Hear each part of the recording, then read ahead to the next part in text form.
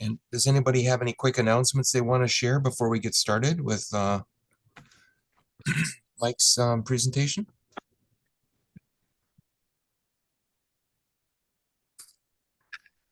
Seeing none. Peter, do you want to just mention your offer to folks? Sure. I have a presentation that I delivered the first time to the Association for Zoological Horticulture, which is a group I advise in toxic plants for animals, about maples, toxic maples. Mostly of interest to people who have herbivores. There aren't many human cases involved in this part, but if you'd like next week, I'd be happy to present toxic maples. Okay, we'll talk more about that. Next week is scheduled an open dialogue without a topic, but we could sort of see how the conversation goes, and maybe if you have time, we can. Sure, if anybody's interested. Anybody else have any quick updates? Otherwise, want to just to oh, let you go know, ahead, Sam. this is my week that I need to leave early, just so I'll just sneak out a little after 9:30 if that's okay. Sounds good. And if you wouldn't mind muting yourself if you're not speaking, and feel free to raise your hand if you have questions as we go along. We are blessed to have Mike Stout here today, who helped lead a river cleanup this Saturday. Did any of you participate in that? Bruce was there. Okay, cool.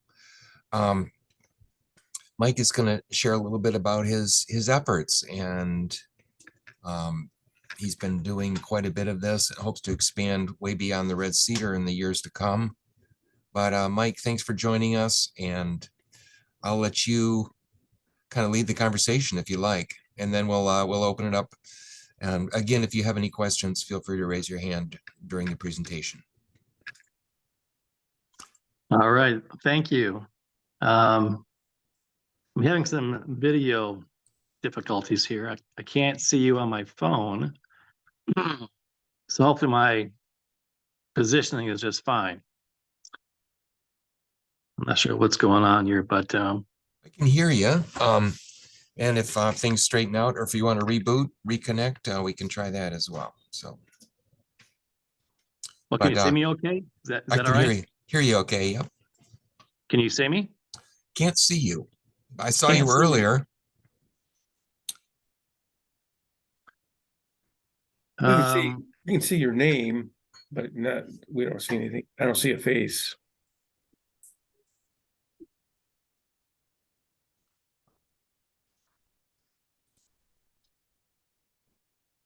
And alternatively, if we want to try again next week, that would be fine as well. But we can certainly hear you loud and clear. So, or we can talk for a little while you work on your connection. Either way. About 2 minutes, all right? Go ahead and. Did you block video by any chance? Did you block video by any chance? I don't believe so. Let me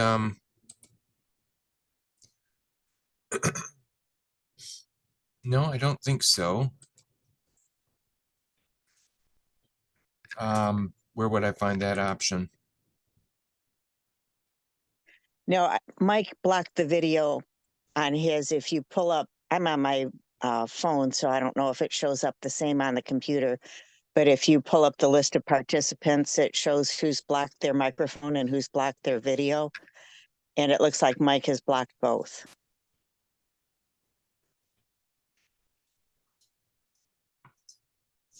Okay. All right, can you hear me now? Yeah, Kim was just saying that you may have inadvertently blocked your video. There we go. There we go. All right. Yeah, it's for some reason it's saying it's safe driving mode, but I'm not in my car. But all right. I apologize for the technical difficulties here. I'm the founder of Michigan Waterways Stewards. I just moved to Michigan last year in the summer. And I came here to reconnect with a girlfriend I met in college, my last semester in college in 1983. And I came from the Twin Cities. And in the Twin Cities, about 7 years ago, I picked up kayaking. And it was at the age where my daughters were, I'm a single parent. And my daughters got to the age of 16, 14, 18, 16, whatever it may have been, where they're independent. They have access to the car, they have the allowance, and no longer is daddy all that important, right? They get around to their sports and their friends and their club activities. So it's time for me to think about, what do I want to do to reconnect and, just to be in the selfish mode. So of all the things, I decided I'm going to pick up kayaking for fun on the local lake. And I had a client in California. I'm also the president of I3 Marketing, which is a marketing and business development firm. I had a client in California that asked, I told her I want to pick up kayaking for a summer hobby. And she responded, well, think bigger. I'm going, well, who are you to tell me what hobby I want to pick up, right? And she was saying, well, think of, the sport of kayaking and what you want to do. And as a bonus for all the work that you've done, I'll pick up the entire tab. So it had me thinking about, okay, what a generous offer. So I discovered this sport called open sea kayaking, which is obviously bigger on the coast, Seattle, the Atlantic Pacific. But in the Twin Cities, we have quick access to where I live, to the Minnesota River, the Mississippi, the St. Croix, some of the largest rivers in the upper Midwest. They're incredibly scenic and, popular for recreational boating and fishing. And I got really good at it, and I'm paddling 40, 50, 60 miles a day, 120 miles a weekend. And I'm thinking, well, what can I do to challenge myself? And the idea in my first year was to solo paddle across Lake Michigan. And that was not a real popular idea, but I did it. Then the second year I crossed Lake Superior, the first person done it solo, unaided. Make a long story short, I paddled across Lake Michigan 7 times. I solo paddled across Lake Superior once, which I promised to never return to Lake Superior again because I was lucky to have survived that trip. So when I moved to Michigan last year, Mike, I'm sorry to interrupt you. It was suggested that you turn off your video because you're breaking up a little. Your bandwidth might be a little bit low. So if that's easy to do, it just might improve there we go. Okay, carry on. Sorry about that. All right, let's try it again here. So last year I moved to Lansing. My training grounds became the Grand River and the Red Cedar River. And the last time I paddled the Grand River was probably in 2020, 2021 during COVID. And even at that time, the river was notorious for being choked with trees and logs and filled with trash and litter and other debris. So last year when I began paddling, the conditions were notably worse. And I said, I just can't paddle in these choked, filled, polluted waterways. In one area in particular, North Lansing was choked. It was no longer passable. Trees were blocking the passage through the railroad bridge. And I said, oh my gosh, I just can't be complicit. Either I can just ignore it or address it. So I chose to address the problem. So I began my campaign of letter writing and calling and emailing and filling out contact forms to city, county, state officials, agencies. And to my surprise, I got no response. So I did it again, increased my campaign to a larger net of people, and no response. And then after the third time, I got a call from a department called Eagle, which I've never heard before. And apparently Eagle is a spinoff from DNR, focused on obviously the watershed and the water quality in Michigan. And they admitted that they're aware of the problem here in our capital city, but because of resources or lack thereof, And they just didn't have the capacity to address this head on. Now I'm thinking, okay, here we are in our capital city where we should be demonstrating best practices. It's the year of the Clean Water Act as declared by Governor Whitmer. And I was really disappointed by their response, but they were being straightforward, and I get it. You know, if it's in your bandwidth. And then another challenge was they're saying, well, the waterways is not really our responsibility, which I'm going, how can that be? So they began deflecting and saying, well, maybe you need to work with the city, or maybe the state government, or the county, or the railroad company. Well, making a long story short, I said, this is just not working. So I need to take a different approach. Well, eventually I connected with the local company, railroad company called Adrian and Blissfield Railroad Company out of Okemos. I had reached out to them on a weekend. Now Monday, got a call back from a gentleman named Chris Bagwell. He's the president of ADBF Railroad. And he said, well, Mike, I'd like to talk to you, meet with you, and discuss what we can do to mitigate this blockage and remove the litter and trash. We met that afternoon at 3 o'clock. And by the next week, we had that riverwide blockage cleared. It had been maybe there for 10 years. And that was the beginning of Michigan Waterway Stewards, because I realized that, you know, by our reaching out to those key stakeholders, some may be, you know, interested in being collaborative, some won't. That's the way it is. But by creating relationships, we can together mitigate these problems and improve the quality experience of our local waterways. And in the first year, which ended basically with last weekend's event with the Delta Sigma Phi fraternity on the Red Cedar, we have managed over 80 campaigns. We have transformed the local waterways to what was described as a garbage dump, which is sad in itself, to what now we can call the most pleasant, varied, scenic urban waterways experience in Michigan. So we've managed over 80 campaigns. We've worked with over 600 volunteers, over 50 organizations, be it schools, churches, business and industry, social and civic clubs, passionate individuals, and local government. So the last weekend was the culmination of a year's worth of work. And we met with Delta Sigma Phi fraternity in March of this year due to some complaints initiated from Meridian Township and also the city of East Lansing. And they're recognizing our ability to work with other organizations. They asked us to reach out to Delta Sigma Phi rather than they do it and create an adversarial relationship.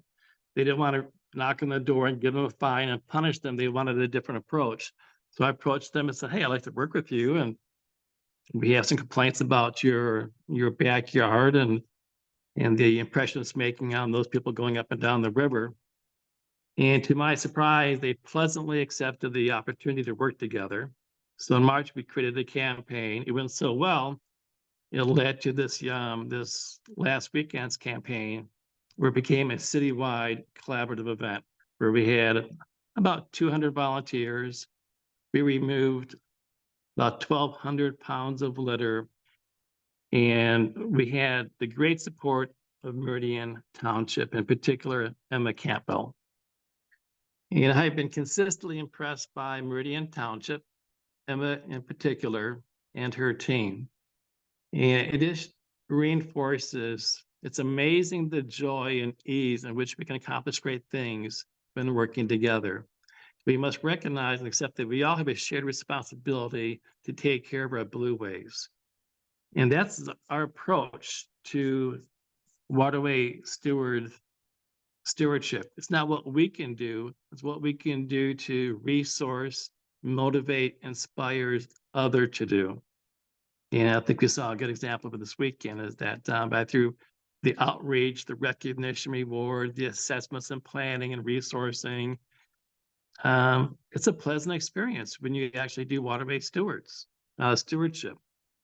And it so happens tonight, we'll be doing another stewardship event on the Red Cedar with the MSU Business School. and another one tomorrow night. And about 3 weeks ago, we worked with the Delta Kappa Epsilon fraternity for also a stewardship event on the Red Cedar River. So it's really exciting to see the interest in protecting and caring and improving our Red Cedar River. And we're thrilled to be a part of it. So that's how we got to where we are today.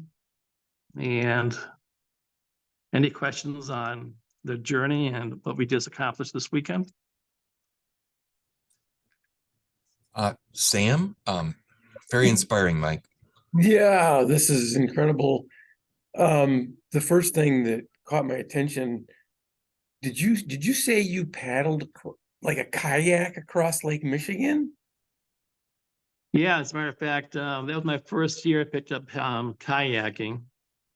And being from West Michigan originally, I'm actually a Michigan State alumni, graduated in 1983, grew up in Grand Rapids. You know, I had an affinity for the lake. And while others may be fearful and think it's unwise, which it is unwise to cross Lake Michigan, especially your first year paddling, I felt quite comfortable with my fitness, my training, you know, my mental preparedness, and maybe I was a little naive. So not only did I paddle across Lake Michigan once, I've done it 7 times, including once this year. Did you just do that? I gotta know more about this. Did you just get in a kayak and paddle, or did you have like a whole bunch of people out there with you in bigger boats that would save you, or how did that go? No, my hobby is I'm a solo long distance kayaker. The key is solo. Oh my God. I really enjoy the tranquility, the serenity of being on the river, the lake, being by myself. I don't have to worry about another person's pace, their happiness, or, you know, also, I don't want to be responsible for another person's demise if they fall or fail or worse. So doing it alone is much more pleasant in my opinion.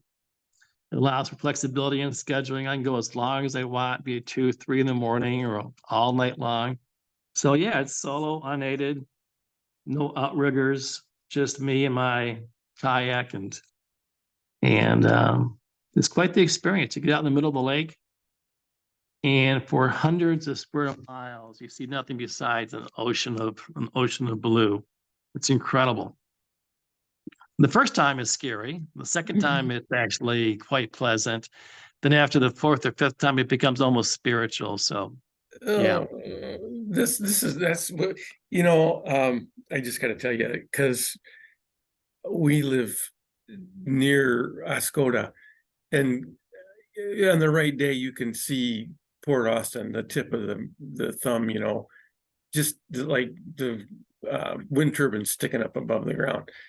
And we joke about maybe paddling over there, but nobody in their right mind would ever do it. I can't hardly believe that you would. The wind can change on you out there big time. That's incredible. Well, luckily with today's forecast, like what I do, I look for a 3-day window of calm wind, and I've got my go with caution, and then no go conditions. And if they meet those parameters for those 3 days, then I feel comfortable that I'm safe. So in the event things do change, I've got the bubble around me that I'm pretty confident that I'll be fine. And so far it's worked out just fine. Now my Lake Superior trip was something that I was very fortunate to have survived, and that I do not recommend doing again. Yeah. How long does it take you to cross? Like, just say like Lake Michigan, where did you start and end? Well, for logistics reasons, I try to follow the path of the Ludington Badger. Mm-hmm.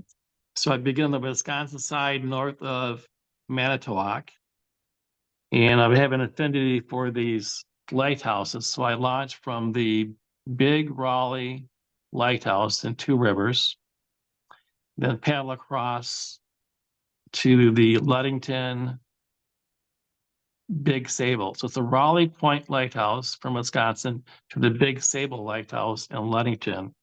And it's about, if you're going straight, it's about 52 miles, but typically it takes me about 60 miles because I'm zigzagging and going off course. But now the Lake Superior trip was about, I think,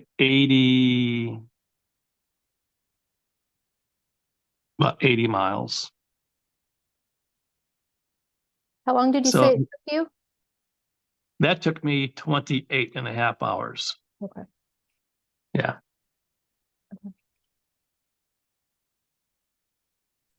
So you're paddling straight for that amount of time, or?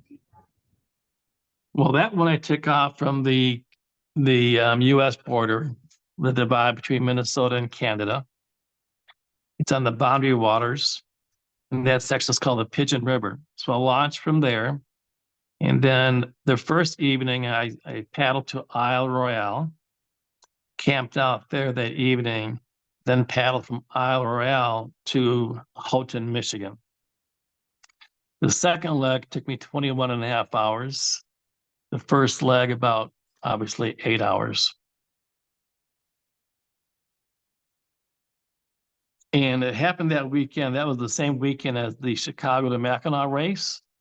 And if I recall, the count was 29 ships or yachts got knocked out of the race because of storm conditions. So I just missed some really bad storms. But in the morning when I had sign of the shoreline, the winds picked up, and eventually I'm actually paddling at about gale force winds around 30 to 32 miles, 4 to 6 foot waves splashing into my chest, and yeah, I got lucky. Got lucky.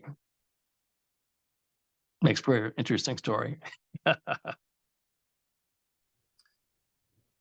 So I'm curious, to just switch to the waterway in Lansing Yeah. area. You've been in charge of, or been helping, or at least promoting, getting the info into the Lansing State Journal and such with the skip scooters, or not skip, spin scooters Yeah. and that kind of thing. Are you just kind of, where are you at with where you feel with it? Are you feeling hopeful that it's getting somewhere? Or are you still, I mean, spin has been difficult to say much about. Are you feeling hopeful that you guys are getting anywhere with that cleanup? Well, so far we have retrieved, the count now is we got 6 more this weekend. And I think we're pushing 400 scooters and bicycles. And I remain disappointed with spin. I think they continue to dismiss, deny, deflect. And since that hasn't worked, they attempted to denigrate our efforts, saying that, they're saying things that are baseless and just meant to maybe deflect responsibility. So I am not yet pleased or satisfied with the response from spin. We did some research. We had 158 people participate in our research, and there are some underlying issues with spin just beyond the problem of those scooters making it their way into the river. And that led to their being discontinued in the city of East Lansing. I know that's up for appeal. I'm not sure where it stands, but I'm not against micromobility, but I do believe, based on our practices, our experiences, and that there needs to be significant improvement in the management of micromobility. I do, and I think most of us hold spin primarily responsible for this, but also the key stakeholders. And that includes Michigan State, East Lansing, and also Meridian Township. Now, and also the city of Lansing. Now, I've met with and presented to the city of Lansing twice. I'll be meeting with the city of East Lansing for the 3rd time next week. I've been speaking to MSU, and it just, the way hierarchical organizations move, it's very slow committee review. So I'm much more accustomed to fast-paced innovation, quick decision making. But there are a number of steps that they can take immediately to improve the situation. But no, I'm not pleased. I'm actually quite frustrated and disappointed with a number of key stakeholders, primarily spin, but also, we have a shared ownership. I think Michigan State needs to do more. They can do more. East Lansing has taken steps to mitigate it by simply saying you're not allowed to be in our city. And I'm not sure how much of a problem it is in Meridian Township, but a lot of those spin cycles make it into the township. And the complaints are obviously, to find well over 200 scooters or nearly 300 scooters in the river, that's just unacceptable. And they have a policy of saying we will not allow the staging of our scooters within 300 feet of the river. But we know that at the Bogan Auditorium Road, where the primary problem area is, they have a staging station 225 feet, so well within 300 feet. If they were to simply remove that station to eliminate that temptation or make it less tempting and less accessible, that would be a huge gain in mitigating this problem. But for some reason, even though it's been stated policy, they still have not removed it, besides my pleading that they do, and also asking Michigan State to remove that single station to follow Spin's company standard practices. But to address that, we're not just cleaning it up. There's 4 steps to our Love Our Waterways campaign. The Love Our Waterways campaign is more of the educational leg of our company. There are 3 parts to our company. It's called stewardship, education, and advocacy. And the stewardship, we're good. We've proven to be really great at recovering spin scooters and refrigerators and signage and commodes. It's amazing what you find in the bottom of that river. But that's the least effective mode. We need to work on the awareness building campaign, and that's where the great win is. And that's the benefit of our working with MSU student groups like the fraternities, the business school, the Rotaracts, the photography club, and it'll be growing from there. No, I'm really disappointed by spin, but we'll work around it and keep on pushing for change, and it'll happen. Mike, Yes. we've had a lot of talks on this about wetlands and shoreline protection and other things that sort of indirectly affect the river water quality. Emma's been involved with a lot of that, planting native plants, lake-friendly landscaping approaches with deep-rooted.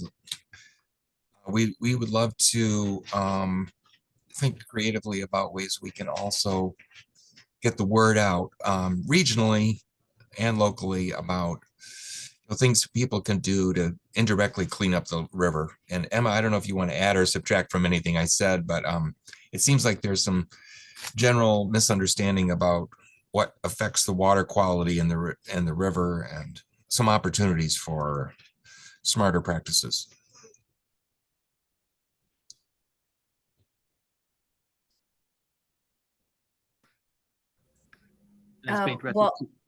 Oh, sorry, go ahead, Mike.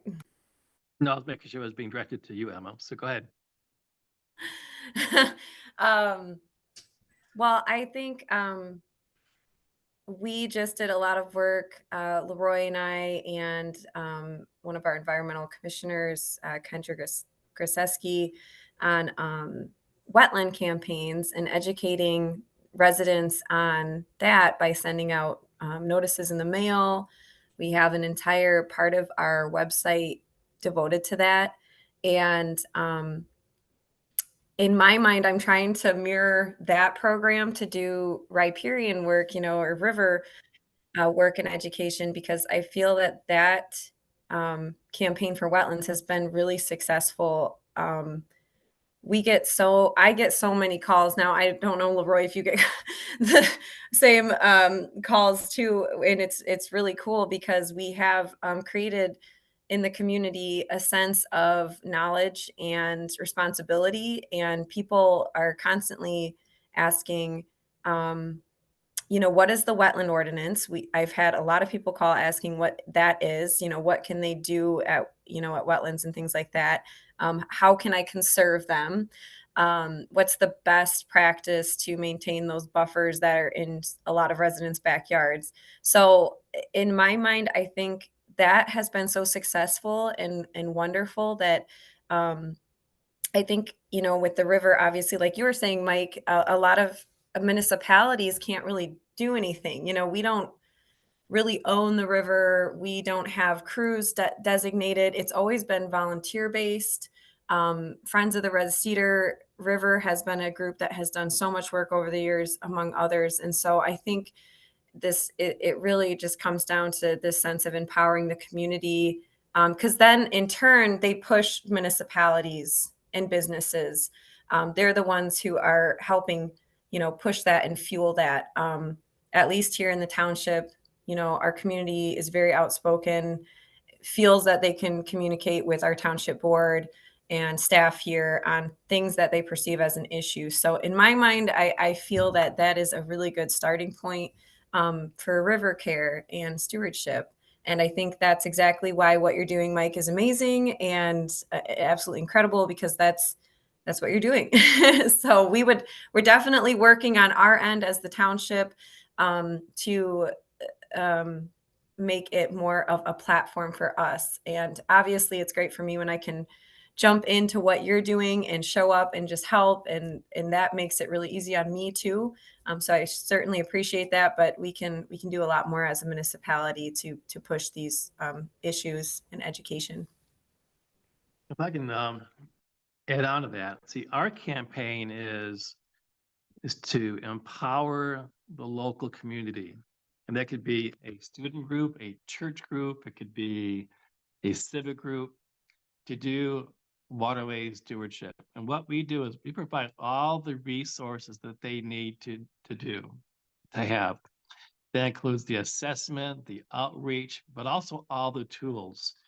And what we're creating is called the Michigan Waterways Rescue Unit. It's an enclosed cargo that's got basically between $20,000 to $40,000 worth of equipment that we roll up, and everything you need, from garbage pickers to gloves to bags to catamarans to canoes, kayaks, everything that you need. And that way, it just makes it easier for any group to do it at any moment. They just have to call us up, we bring the resources, and we'll coach and mentor and supervise to make sure everyone's safe and does a great practice, as we saw this weekend.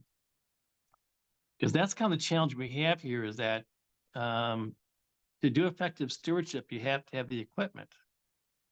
And that's quite the investment.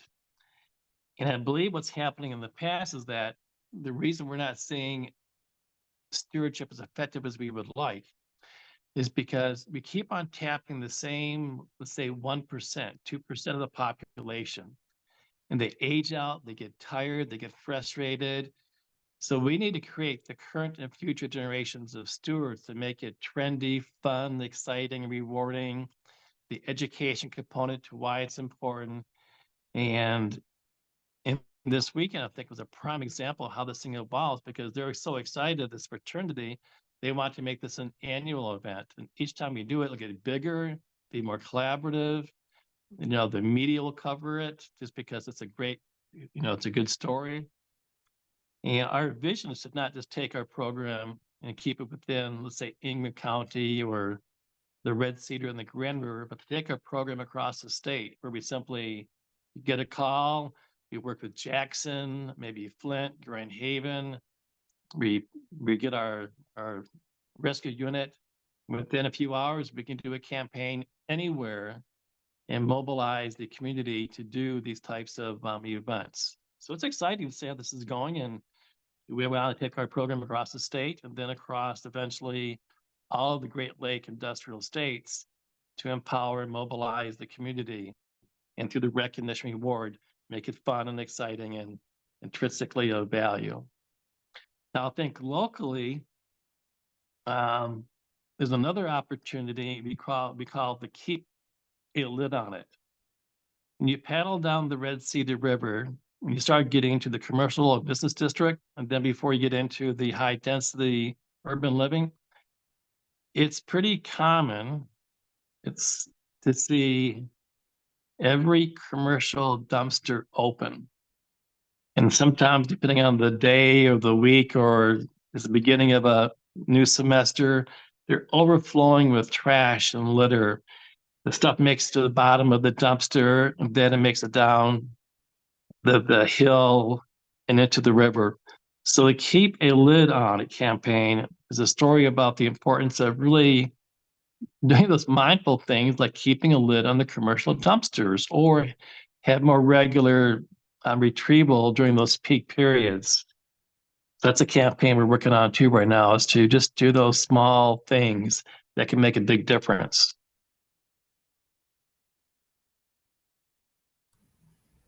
Yeah, and let me just say too, Mike, that I love that you are getting involved with a demographic with the students and also the fraternities. That I think that is so important. And I wholeheartedly agree that, and I'm an MSU alum, that MSU could really do so much more with this. And there's so many students who are interested. And as I'm making more connections with MSU too, I mean, these are really great for someone in my field, especially.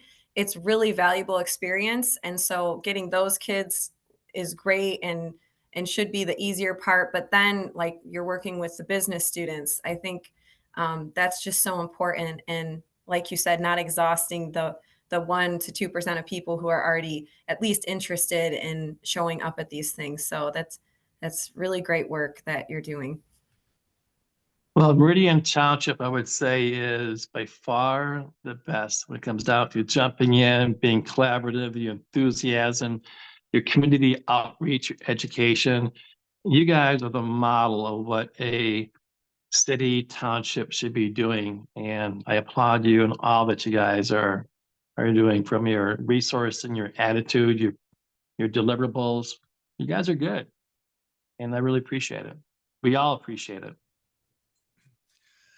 I want to just give a shout out to Ryan, who is on the call here, who our GIS guy, who helped put together a list of apartment managers and owners along the Red Cedar. What's been your success with working with some of those managers and owners of multifamily? Because it's an ongoing challenge with recycling and other sort of related ecological challenges. Are you asking me? Yes. Oh, okay. Well, I got the list, I think, just last week, and I haven't had a chance to do the outreach, and I do plan on doing that either this week or next week. So at this point here, I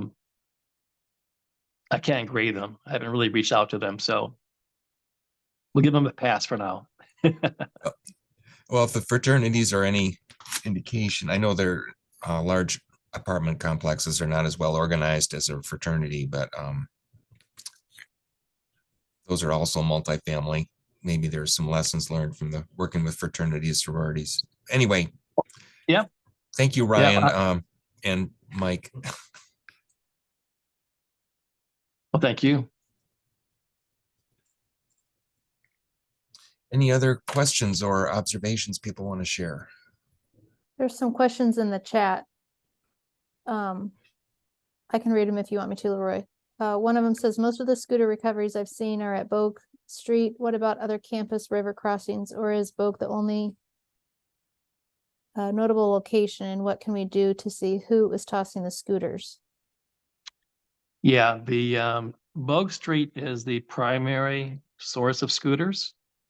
And that's because of the the closeness of the leasing station they have at the corner of Auditorium and Bogue Street. So that's the largest single source. The second bridge, which is problematic, is Farm Lane. Well, we have a lot of scooters in there. That's more bicycles. And we found 30-foot bike racks in there and signage, but that area is choked with bikes. And the bikes has been a problem, gosh, for decades, ever since school has allowed bikes on campus. And that's, again, part of our Love Our Waterways campaign to heighten awareness about this decades-long problem that things got in the past because maybe it's just, we say what a few reckless, a reckless few students do. And I think Emma maybe hinted to it, and I'll be more blunt. I think Michigan State needs to do more when it comes down to, you know what, enough is enough. We deserve better. And you think about Michigan State, we're a land grant university. So our mission at the beginning of the school in 1800s was to be stewards of our land, develop it, make it of greater value and use to all the, to everybody. So we're going across the state, the country, the world, preaching best practices, but yet in our backyard, our river is being just choked. Hundreds that we found so far of scooters and probably multiples of that of bicycles. So we need to do more than simply retrieve these things here, but say, you know what, call out our young adult population and educate them as this is not a wise thing to do. It may be impulsive. It could be the end of the school year. You throw your bicycle in there as part of a ritual, or the spin scooter with the electric batteries. It could be a moment of impulsiveness, drunkenness. That just has to stop. And that gets back down to Love Our Waterways, the awareness, the campaign, the pledges, the signage. So we have just began that and just launched it this weekend. So it's going to take some time, but I do believe with the momentum that we're getting from the student groups and the university, we will get there. And I think we'll get there quite quickly, but we're just at the beginning of the campaign. We need to challenge all the stakeholders to take ownership of it, right? And I think right now the biggest challenge we have is with spin, but spin is just the brand of today. Who knows who's going to be the next owner, right? Or the next micromobility solution before it's been bikes. So back to the original question, Bogue Street is a primarily hotspot. Farm Lane is the secondary area. Other than that, you find a splattering of bikes and scooters, but those are the two hotspots. In Hagedorn, you see quite a bit too, but that area seems to be more of a challenge to get to because of the number of trees that are maybe under the water. But those are the two hotspots that we're really focused on. So in your research, have you found scooters in rivers to be an issue in other communities across the country? Have you heard any of that? This is not just a Michigan State problem. This is a problem in Ann Arbor. It's a problem in every city across the country, across the globe, where you've got micromobility and accessible waterways, such as obviously Amsterdam. It's such a problem. They've got companies who are dedicated to retrieving scooters and bicycles. So our Love Our Waterways campaign is to really create the awareness, and the program is intended to be scalable across the state, across the country. So we do want to work with Spin. We're seeing their outreach. We're seeing some momentum there because they're the global leader, and we need to help them to create their awareness building campaign through apps, through signage, through decals on their scooters to remind people to be good stewards. I think the question was too is that do they know who the last owner or the renter of the spin scooter is? Well, they do know that, but we believe that the perpetrator is not the last leaser, because all you have to do is take that scooter from the station, walk it across to the Bug Street Bridge or anywhere and toss it in.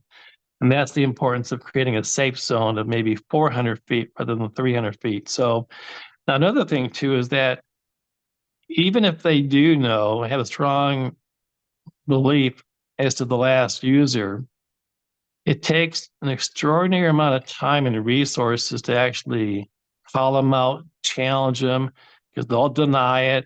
Then you have to do the investigative work. Then you have to get law enforcement in. So the practicality of it takes a lot of time and effort and money to probably challenge and prosecute each individual user unless you catch them in the act of their doing it. So while we like to maybe prosecute each person, I think it's unfortunately not a practical solution, even though they deserve to be prosecuted if we knew who it was. That gets back to having signage and improved lighting, surveillance through cameras, maybe a late evening foot patrol in those areas, not just for obviously the benefit of managing scooters, but for also student safety. So that's part of the program. It requires a comprehensive solution, and creating a program, we worked with MSU, All Units Transportation Traffic Committee. We've worked with the city of East Lansing, the Rotaracts, student groups. So it takes a collaborative approach. Hey, a resident recently voiced some concern about tires not too far from the railroad tracks by Foods for Living.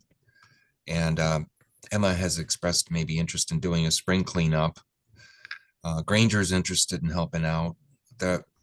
It's pretty treacherous area there by the railroad tracks. And I was impressed by your working with the railroad companies, which have always, up to date, has been a challenge here in Meridian. But is that a project that you might like to get involved with in the spring, Mike? Oh, definitely. Yeah. Are the tires in the water or are they on the back lot? So we did locate the tires in that area, and we actually do work all year round. So I personally was thinking of doing it, this winter. We do a lot of our cleanup in the winter. I mean, spring is a nice time too, but what my concern is that as I've checked the area out, it may be a pretty big job. So we're figuring out the logistics of, we think there might be like well over 50 to 60 tires there, among other things. So we're devising a plan on how to attack that. We recycle tires here at our service center, but I cannot bring a whole load of that to the service center here. So we have to figure out some logistics. We might need some serious man and woman power to clean that area out. But it is on our list, and we're getting a date solidified for that.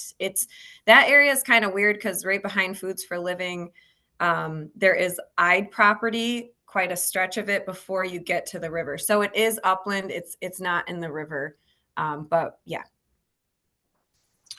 It's significant because it's part of a Lake Lansing to MSU trail extension that is about to be completed. And so there'll be a lot of visibility in that area.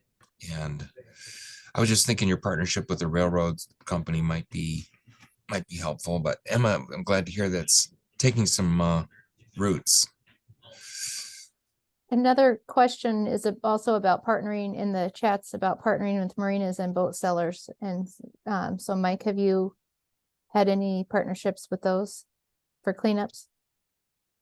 We have not yet, but that is a target audience of ours to partner with them. It'd be a natural fit for us and them, but probably next year, very likely.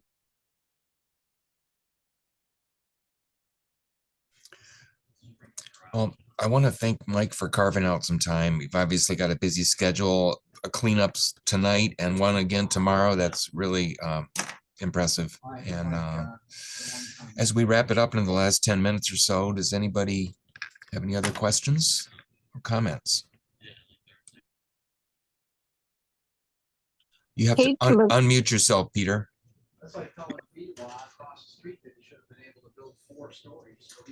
There we go. Is it better?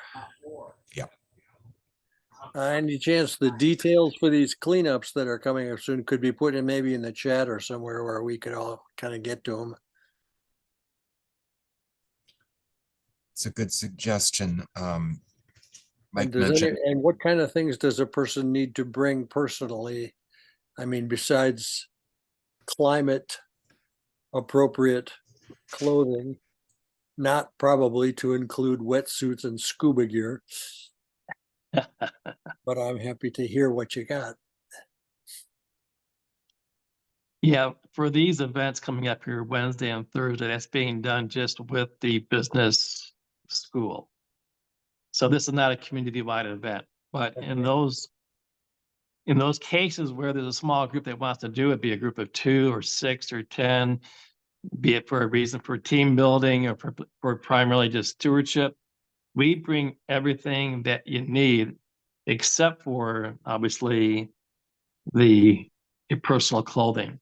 But we do have, I think 4 waiters that we can provide people from medium, large to extra large. We provide gloves, we provide sanitizers, we provide all the equipment, the rope, the grappling hooks, the winches. So when there's an event, we try to bring everything that you need to do an effective waterways stewardship campaign. Great. We just need to know basically how many when you want to do it, and if we need to do the assessment in advance to find out. And typically we do, well, it's our practice to do an assessment of the area to find out where the put-ins, the put-outs, where the risky areas are. We don't want to put ourselves and definitely the volunteers at risk. So we Excellent. all do that. I'm sorry, what's that? I said excellent choice. Yeah. But no, we try to provide everything that anyone would need to do waterways stewardship. We just need to have the people and the attitude and have, make it easy and make it fun. Sounds great. is there a community-wide cleanup planned in the next few weeks, or are you on hold until spring? We have nothing on the calendar. It's about time for us to wrap it up if we're getting into the more of the inclement weather. Mhm. But we do, with small groups, like typically 1 or 2 or 3, we do stewardship until ice freezes over, until the rivers or lakes freeze over. So we'll be doing it indefinitely. So if you have an interest in doing one along Meridian Township, if we can be of assistance, we'll be glad to be there for you and to partner with you. But we tend to shy away from the cold weather because hypothermia, if you fall into the river water, it's much more dangerous than obviously even like weather today.